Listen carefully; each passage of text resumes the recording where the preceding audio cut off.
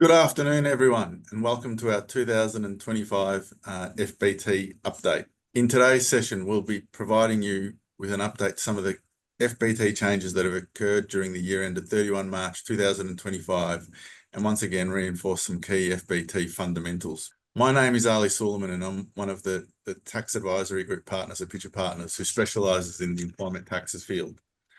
I will introduce my co-presenters shortly, but I would like to encourage you all to provide any questions you may have during the presentation in the dialogue box within the GoToWebinar button below.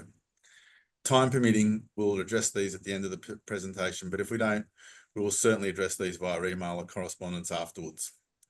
We have already received some questions ahead of time and have incorporated these where appropriate within our presentation. Please note that this presentation will be recorded and it will be made available to you within a few days following our presentation today, along with a copy of the slide pack that we've been using during our presentation. You will also note when you receive the email some extra attachments outlining the work we complete as an employment taxes team. And in particular, we've included something on superannuation guarantee reviews, which is something that a lot of employers are completing at the moment to gain some comfort around their compliance. And now on to our formalities. As we gather for this virtual event and are physically dispersed, let's recognise traditional lands on which we do our business today. I wish to acknowledge the traditional custodians of the land we work and live on and pay respect to the past, present and emerging generations. In today's presentation, I'll be joined by PJ Cheng and Eleanor Bogomolova, both experienced practitioners that specialise not only in FBT matters, but also other employment taxes, such as payroll tax, work cover, and superannuation. For those of you who have attended these sessions before, both Eleanor and PJ will be very familiar to you, and both have over 15 years of experience, both in the professional practice setting, and in PJ's case, also at industry, and in Eleanor's case, also acting for the Commissioner. There will be a bit of a tag team with the presentation today, where I'll be covering off on some of the basic concepts relating to FBT, some of the key dates and thresholds relevant to FBT, which may be familiar to some of you that have attended before handing over to PJ to discuss some of the recent developments and record-keeping matters. Without stealing too much of PJ's thunder, there's been a recent court case which has gone against the Commissioner with regards to car parking, so I'm sure PJ will present on that with much glee. Eleanor will then bring us home with some common issues we identify and encounter with our clients, and again help you to see that if you've made this mistake, don't be concerned. You're not the only one. These are things that we see happening all too regularly. So hopefully there'll be some tips and traps coming out of each part of our presentation that you might find useful. So before we commence the presentation in detail, it's worth pointing out now that we're now 12 months into a situation where the ATO are putting in more effort around employment taxes related matters. We have seen some recent employer obligation audits or reviews, focusing on PAYG withholding, superannuation guarantee, and FBT related issues. This type of review is consistent with what we've been seeing from the ATO in general, in terms of increased enforcement and debt collection activities, not just in the employment taxes space, but also around income taxes and GST. For FBT, the ATO estimate that the FBT liability paid is only 65% of what they expect should have been the total theoretical FBT tax payable. And so these figures are based on 2022 figures.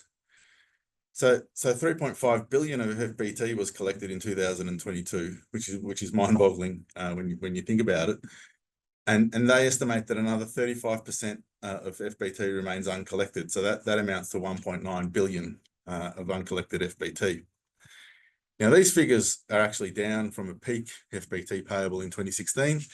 And the decline, according to the ATO, and it makes sense, reflects some of the lingering impact from COVID-19, with economic disruptions, changes in employee work patterns. It's all resulted in less fringe benefits being offered to employees.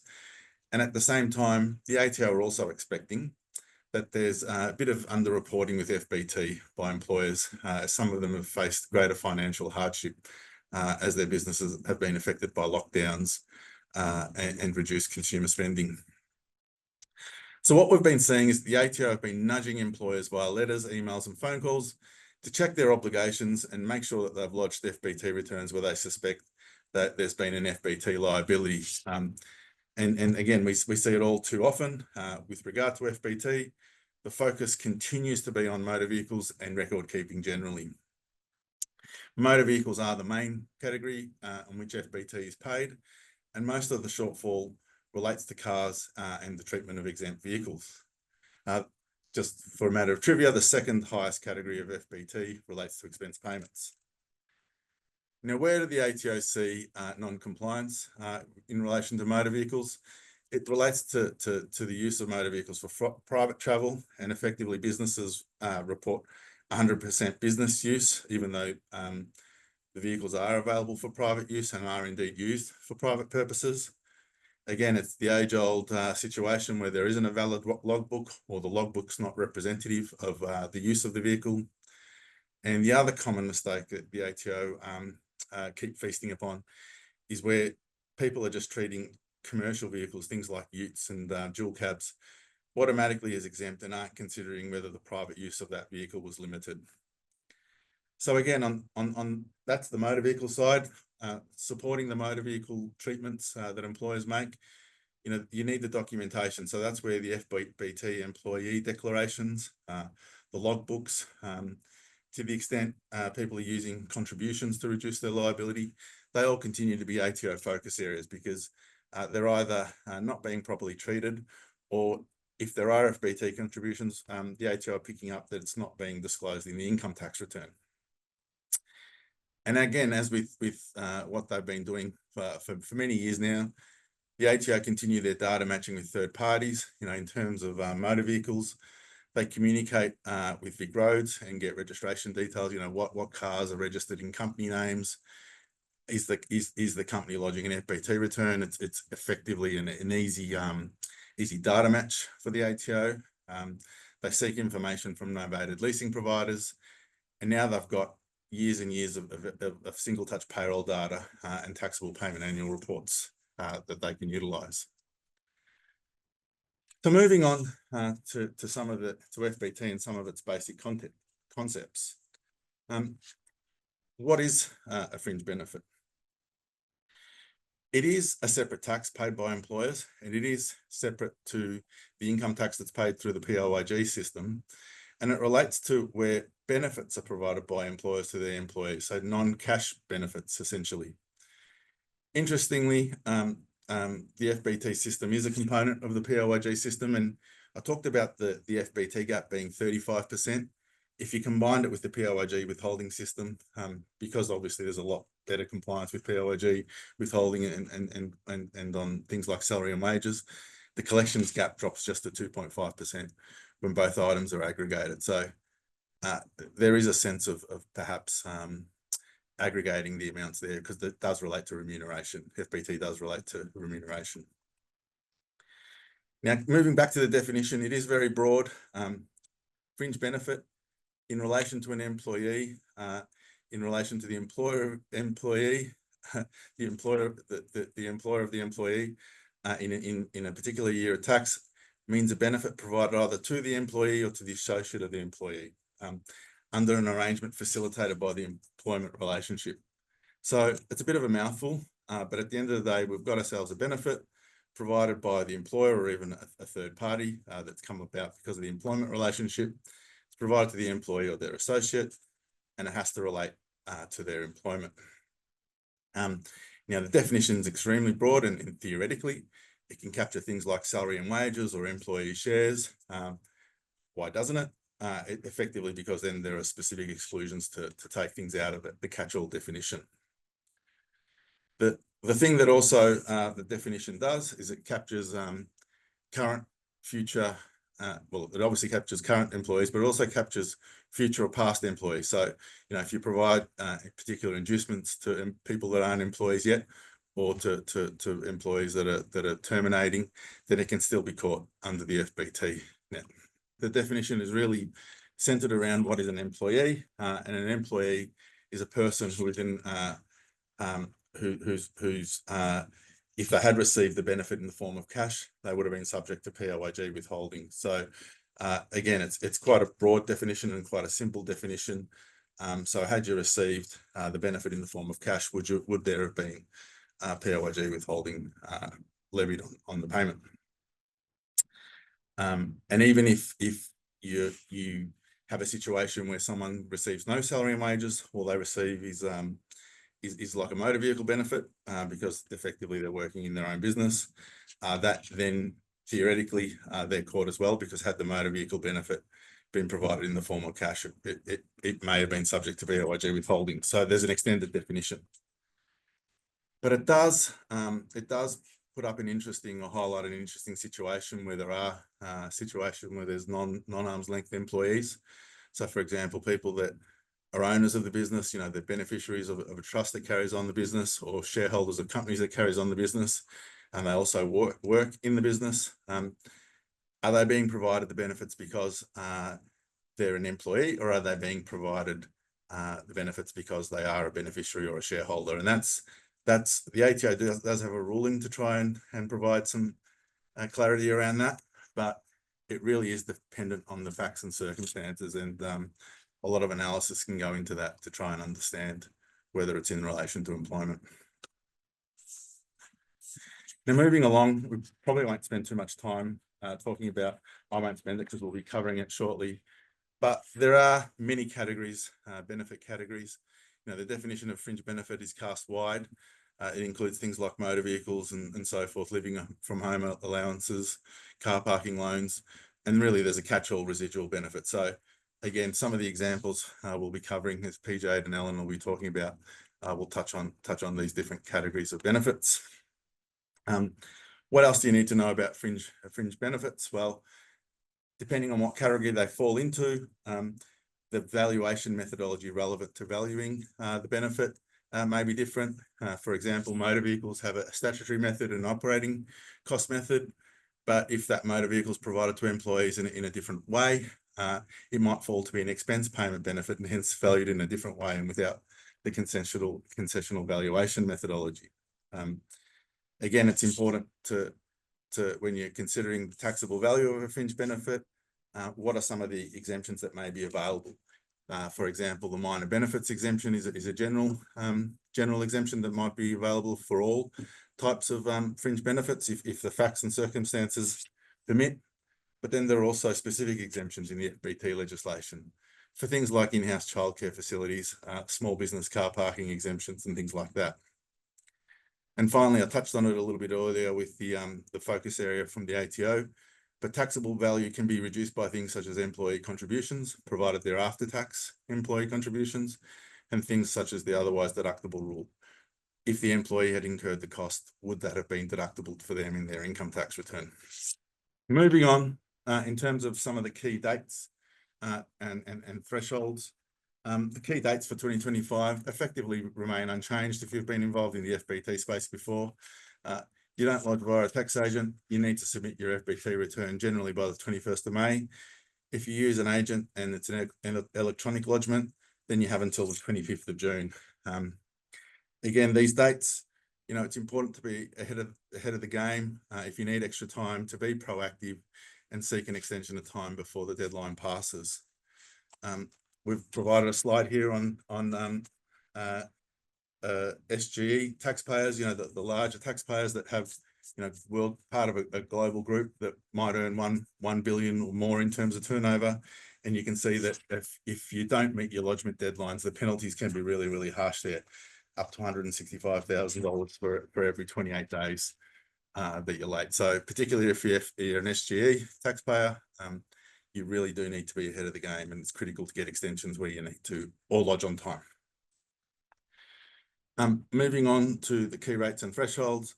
Again, essentially unchanged here. Nothing's changed from prior years. That the tax rates and then gross ups and so forth are all the same, and the caps are all the same. And in terms of some of the other key rates and thresholds, if we move on, the interest rates, or benchmark interest rates, the car parking thresholds, and all the recoveries for cents per kilometre, that's all moved up in line with indexation. So I won't hold you up anymore. I think With that, it's opportune to pass over to PJ, and he can talk to us a little bit about the recent developments in the FBT space.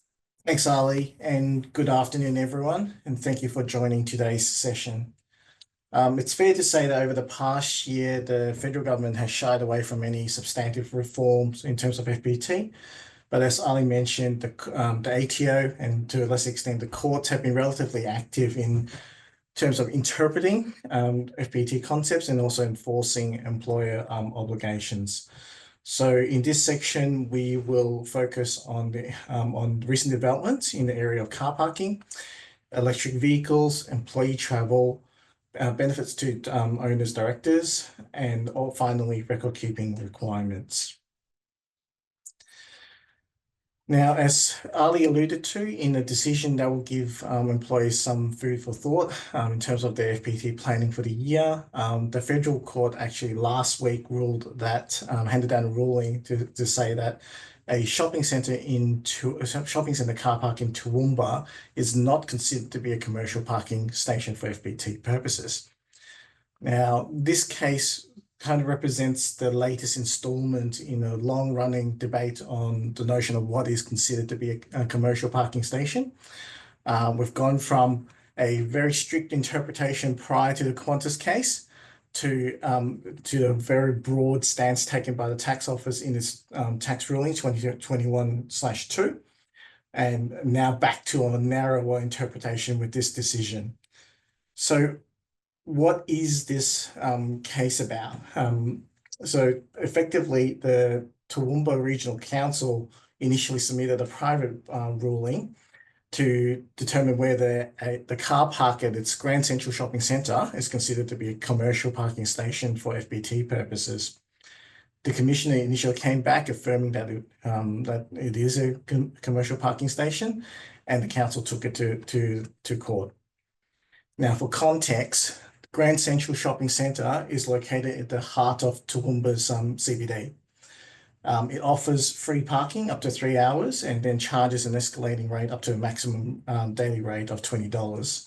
There are also promotional offers for free and reduced rate parking, like cinema patrons. So really, the above arrangement is fairly typical of the ones that we see in shopping centre car parks around the country. There are also other nearby parking facilities operated by the council, which charges a daily flat rate. Now, interestingly here, the court has considered whether the term commercial implies a profit-making purpose, and actually made the distinction between operating in trade or commerce as opposed to operating with a profit-making purposes as a standalone entity. Now, in layman's term, what that means is whether the car park's been operated as a complementary service to the shopping centre, or it's actually operating as a profit-making venture on its own. So in the end, the court ruled that it is not a commercial parking station for FBT purposes, which based on the facts presented, and in my personal view, make common sense. However, the decision is somewhat contradicts the Commissioner's comments in the 2021 ruling. So Eleanor will compare and contrast this decision with that ruling in her section of today's webinar. Nonetheless, this has presented some challenges and potential opportunities for practitioners and employers alike. Especially now, there's a level of uncertainty as to what type of car park would be considered as commercial parking stations. Think about shopping centres, think about hospitals, which have been outsourced to a external operator, for example. Now, ahead of today's webinar, we have received questions to be addressed by Ali, Eleanor, and myself. And a significant number of questions received were in relation to EVs and PHEVs. So highlighting that it is still a popular topic of discussion. So what exactly is the current state of play?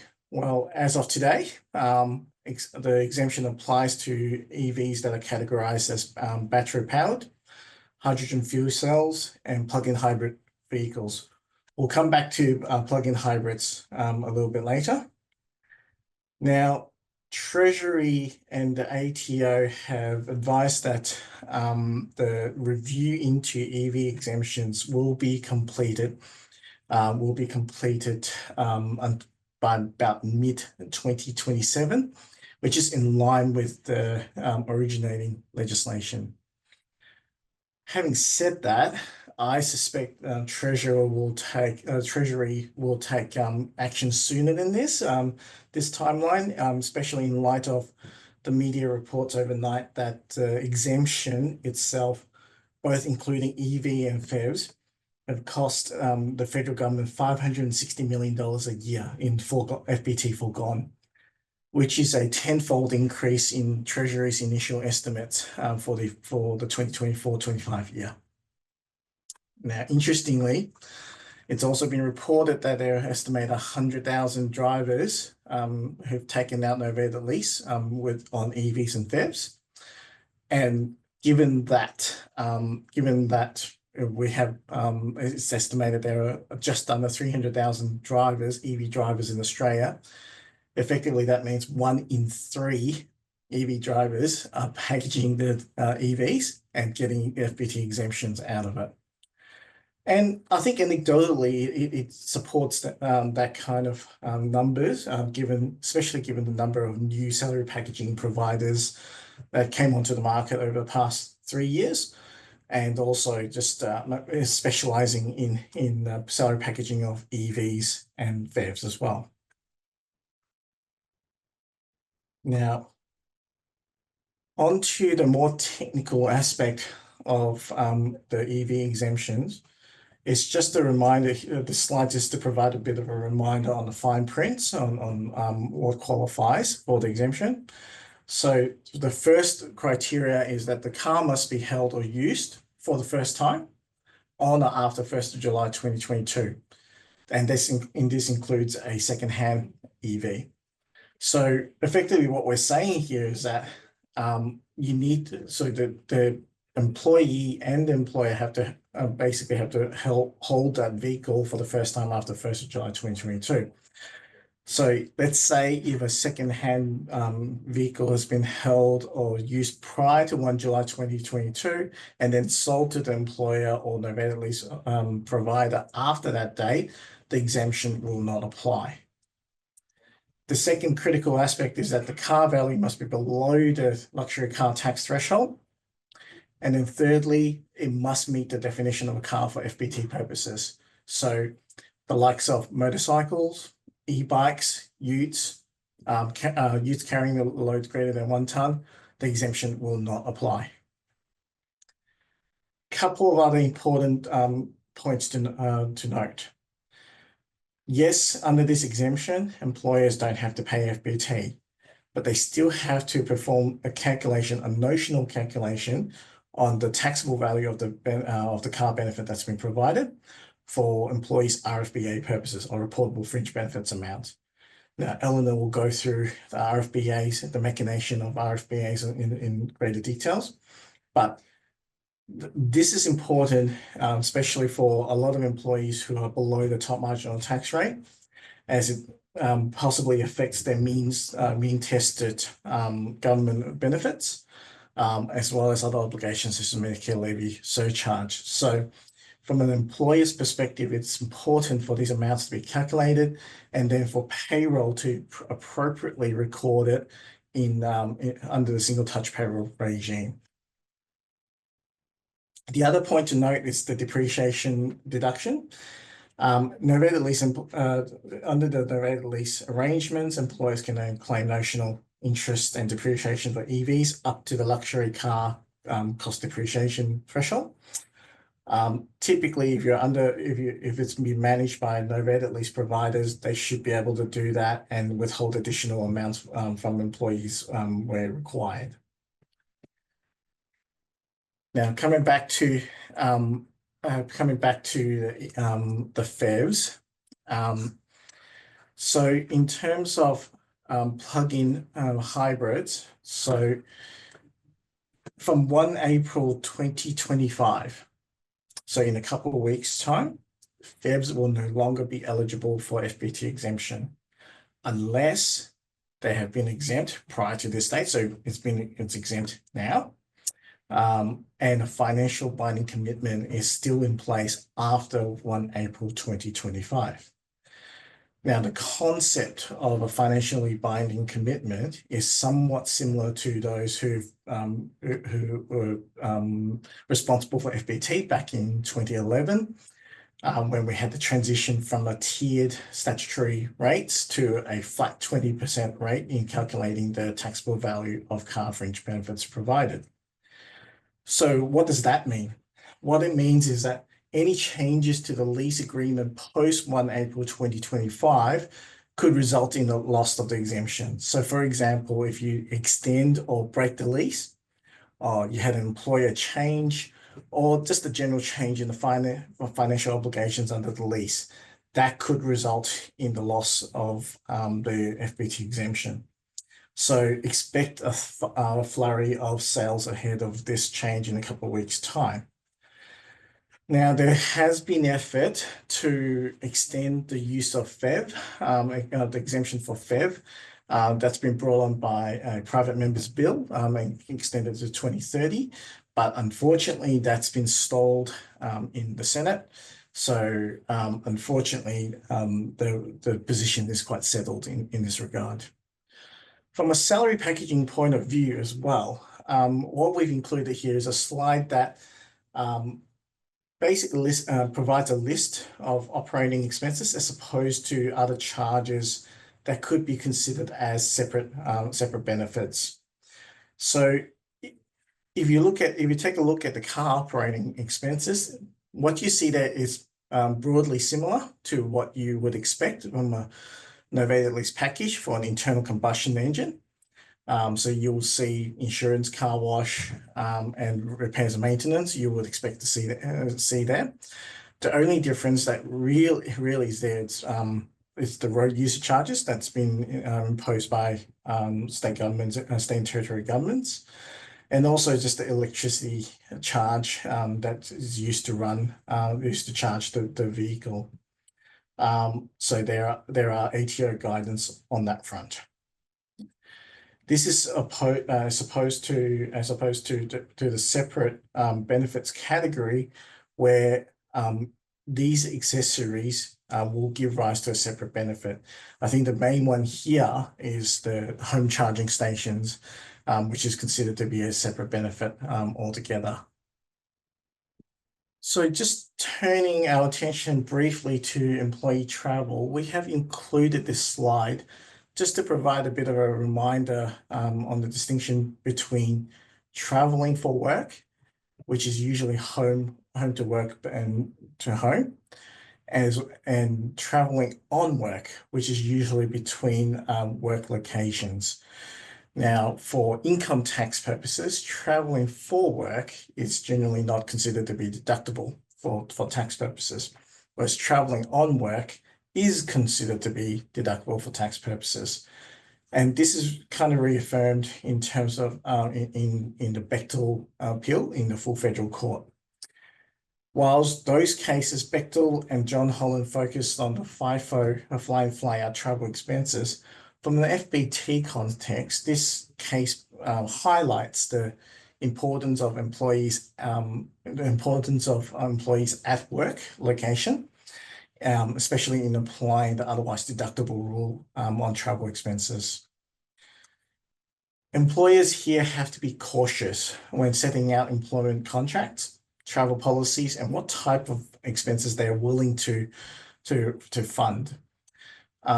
This will become a bit more of an issue given in light of the growing trends where employment opportunities and companies and businesses are moving to regional centres and provide opportunities to locals and traveling in and out of metropolitan areas as well. One of the other major focus from this year in terms of FBT is family businesses. So a family business would typically involve family members who assume a more hands-on role within the business operation. So from time to time, they'll receive non-cash benefits. The question there is whether, from an FBT perspective, is whether these family members should be considered employees for FBT purposes, and whether the benefits provided have been provided in respect of their employment. Now, the Administrative Appeals Tribunal considered both issues in terms of in the BQKD and the Commissioner of Taxation case. Essentially, that looked at family members who were provided with luxury cars to business by the family business for business and personal travel. The business itself was carried on by a trust via corporate trustee. Now, in that case, the AAT held that the family members were not employees of the family business, and the luxury cars provided to them were not in respect of their employment. Now, some observations of the decision here.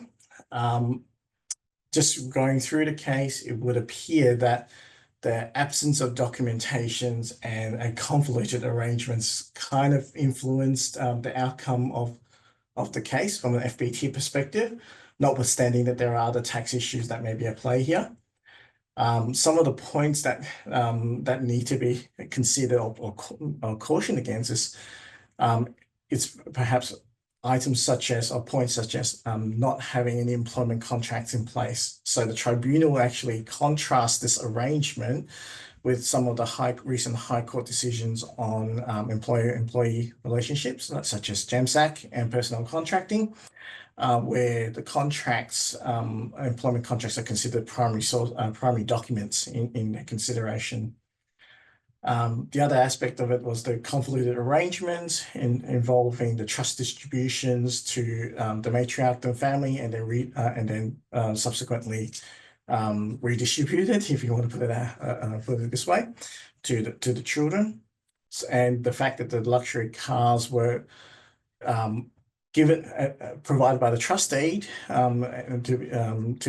allowing the luxury cars to be provided to the family members as in the capacity as beneficiaries.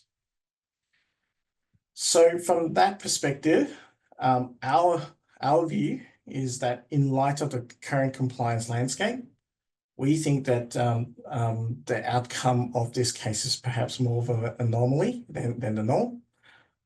We recommend that characterizations and documentations of the benefits provided at the time when they're provided should be paramount. This is to be done in order to mitigate any unnecessary risks. Another issue that is commonly faced by family businesses, it's in relation to the journalized employee contributions. Now, as Ali had mentioned previously, the reporting of employee contributions, or the lack thereof, in the business income tax return typically presents a data matching point which could lead to an audit. Now, the ATO has some guidance on this front, and it's generally consistent with its long-standing comments in Miscellaneous Tax Ruling MT 2050. Essentially, there needs to be to demonstrate for the tax office to recognise that there's a journalised employee contribution. There needs to be a demonstration of a genuine set of arrangements, whereby you need to have an agreement in place and there's an obligation for the recipient to pay. So that could take the form of a remuneration agreement, a business policy, board resolutions, and typically in family businesses, perhaps a document which outlines the understanding between parties, or memorandum of understandings for that matter. It also talks about journals being done being completed on a timely basis. But overall, I think the key message here is that journal entries themselves are not enough. You need to have supporting documents and be able to produce that in the event of an audit. Finally, I think we'll have a look at some alternative record keeping requirements. So the 2025 FBT year, it marks the first year that employers can actually rely on some alternative records instead of FBT specific declarations in providing their benefits to the employees. Now, there are at the moment a suite of 11 finalised legislative instruments covering the areas of LAFA, otherwise deductible rules, private use of vehicles other than cars, and also relocations. Now, the overarching theme of these legislative instruments is to replace FBT-specific declarations with the documents that are typically generated through business operations. So examples of these alternative records may include travel itineraries, Outlook diaries, and expense reports. Now, there are requirements in terms of what you need to include. So, for example, you need to include who's receiving the benefit, the duration of the travel in some instances, and basically some details as to their activities in receiving those benefits in relation to those benefits received. Now, given that in the past you would have completed declarations on that front, and now we're shifting the paradigm to alternative records, whether employers can look forward to some relief in terms of paperwork that remains to be seen, especially now that you're collecting information from multiple sources.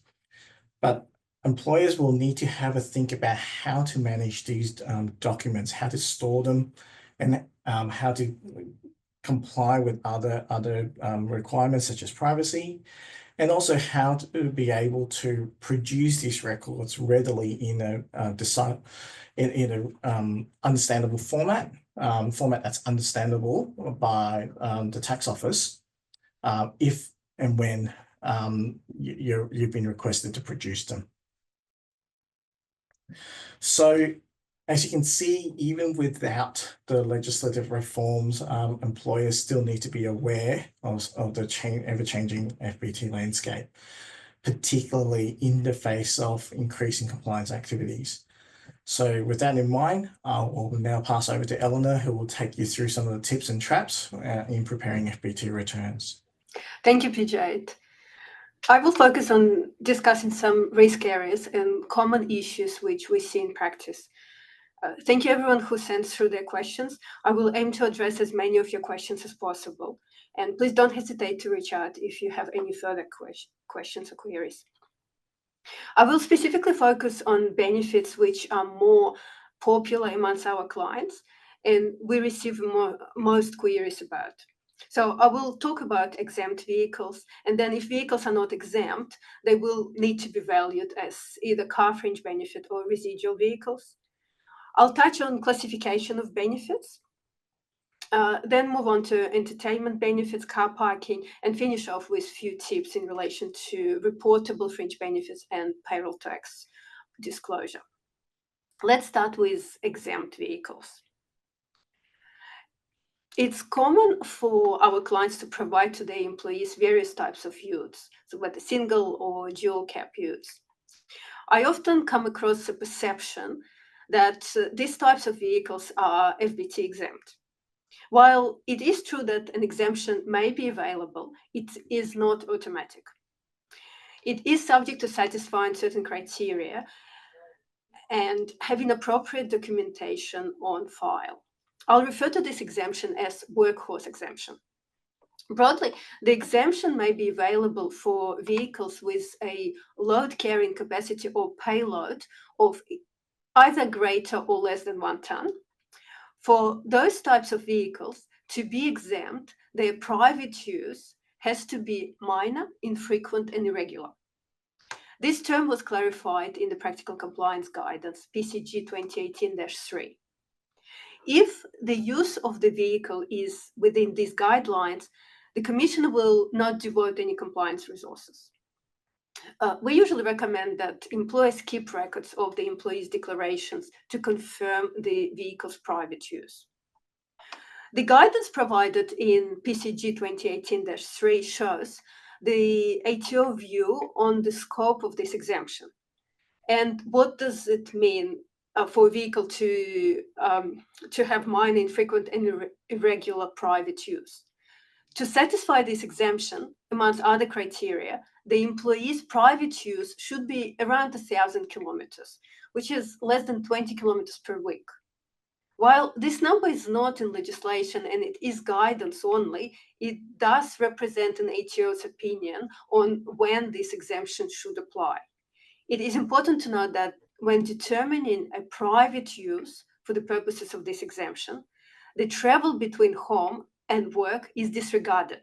So what is counted is private use of travel solely for employees' private purposes.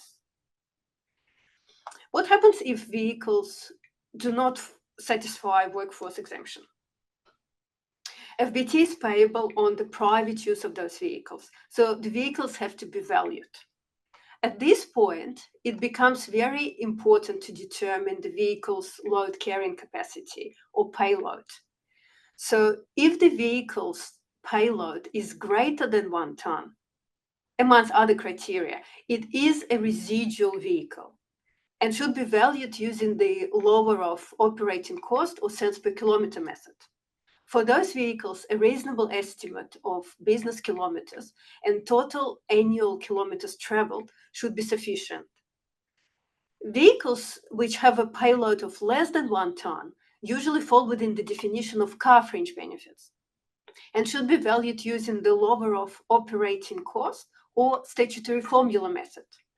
For car fringe benefits, which are used for business purposes, it is advisable to have a logbook to reduce the taxable value using operating cost method.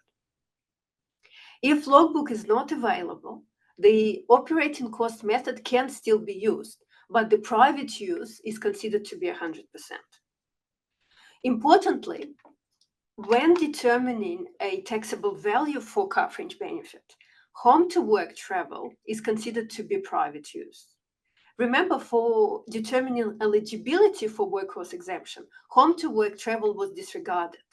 But for the purposes of valuing these vehicles as car fringe benefits, when workforce exemption does not apply, home to work travel is considered private use. This is an important distinction. We usually suggest to clients that in their logbooks for these types of vehicles, they have 3 categories of travel: business, private, and home to work. So this would assist in calculating the taxable value. Now, moving on to other common issues with car fringe benefits. In this section, I will address a number of questions which were sent to us. As I've mentioned before, there are 2 methods available to value car fringe benefits: statutory formula and operating cost method. Broadly, when using statutory formula method, which is 20% of base value of a vehicle adjusted for days unavailable during the period, please take note of the definition of base value and what's included and excluded from this value. So base value is inclusive of GST and luxury car tax, dealer delivery charges, and any non-business accessories, but exclusive of stamp duty and registration costs. Base value of the vehicle can be reduced if an employee provides his or her vehicle as a trade-in. But such reduction is not available when a trade-in is provided by the employer. The base value can also be reduced by 1/3 when the vehicle is held for 4 years by the beginning of the FBT year, so by 1st of April. Days the car is available for private use can be reduced when the car is in extensive repairs or if an employee has taken an extended leave and surrendered their keys to the employer. When using the operating cost method, you'll need to have records of all operating costs for the vehicle. If vehicle is owned, Operating expenses should include deemed depreciation and interest. If a vehicle is leased, lease charges should be included. Please remember document keeping requirements. A valid logbook and employer election to use operating cost method should be on file for substantiation by the time of lodgement of the return. A logbook is valid when it is kept for continuous period of 12 weeks and provided no material change in circumstances, it can be used for a current year plus for 4 subsequent years.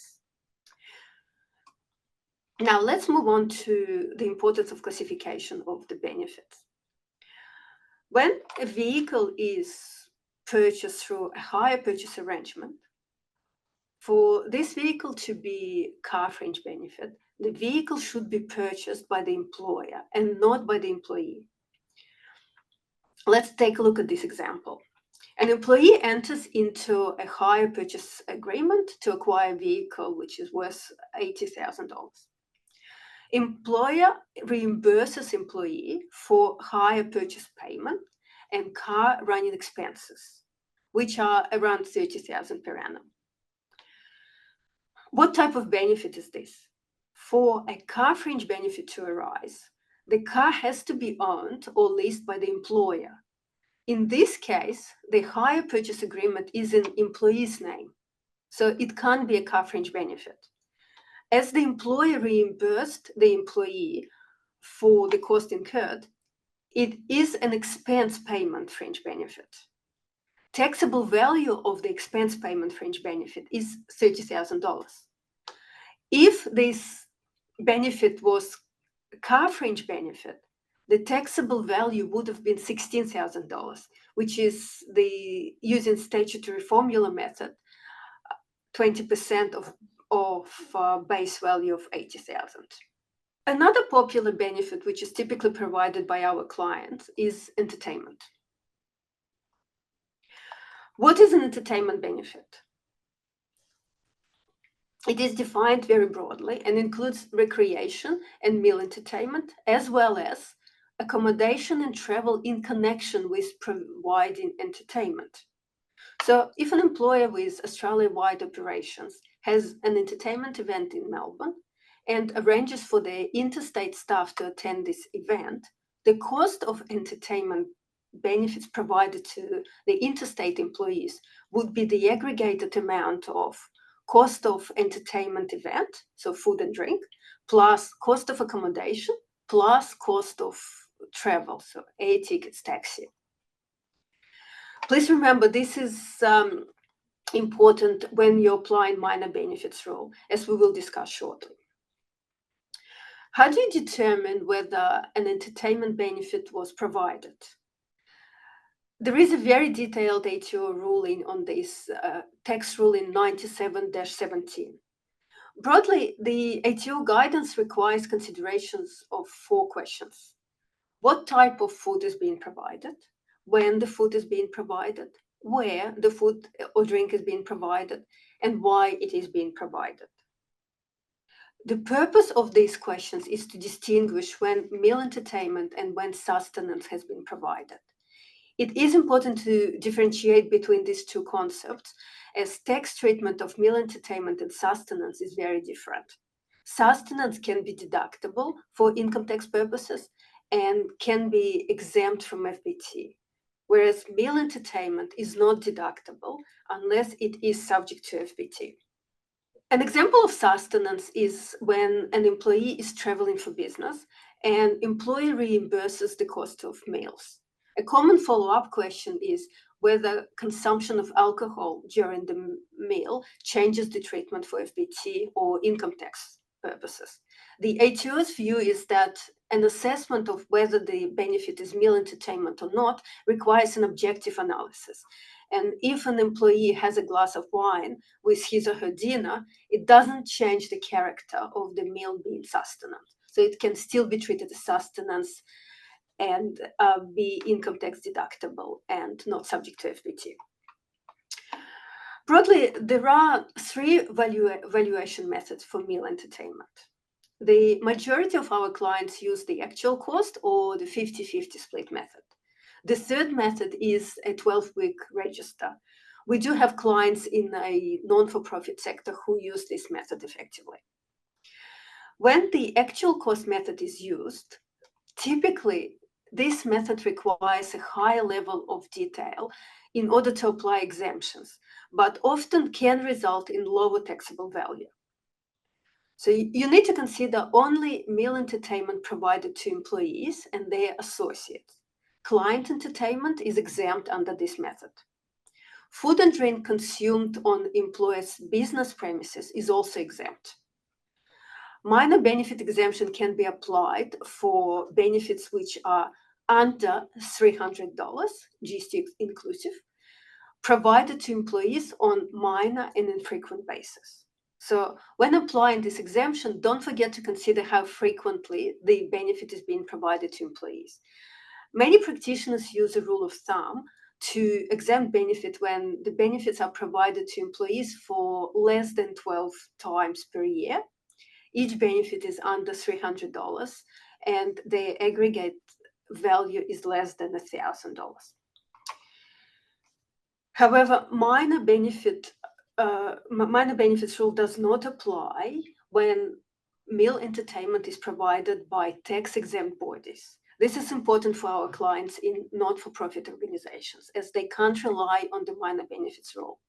So these organizations are often better off using the 50-50 method, which we'll discuss shortly. The 50-50 split method is simpler to use. Essentially, 50% of all meal entertainment costs are subject to FBT. When using this method, you have to take the total meal entertainment, including all client entertainment and entertainment provided on business premises, and you can't apply the minor benefits exemptions. When using the 50-50 split method or 12-week register method, employer election to use this method should be on file for substantiation by the time of lodgement of the return. Moving on to the next topic of car parking fringe benefits. We see this benefit provided quite regularly by our clients, so it's important to consider this benefit and plan for it. Broadly, car parking fringe benefit arises when certain criteria is satisfied. So employer provides car parking to employees on premises which are leased or owned by the employer. Employee is parking his or her car for more than 4 hours during the business day, and within 1 kilometer radius of the employer premises, there is a commercial parking station which charges a rate of more than $10.77 for the full day parking. And full day parking is defined as at least 6 hours. So this is not an exhaustive criteria, but you can see from here the importance of definition of commercial parking station and the fact that the law has been evolving in this area, as Jade has mentioned. So the recently decided Toowoomba case has created some doubt whether all shopping center car parks are actually commercial parking stations. Why is it important? In the past, car parking fringe benefit has arisen mainly in CBD or inner city areas. Now, there are more and more paid car parks, for example, in suburban shopping centers or near train stations, which charge a rate greater than $10.77 for full day parking. So businesses located in many suburban areas may be caught.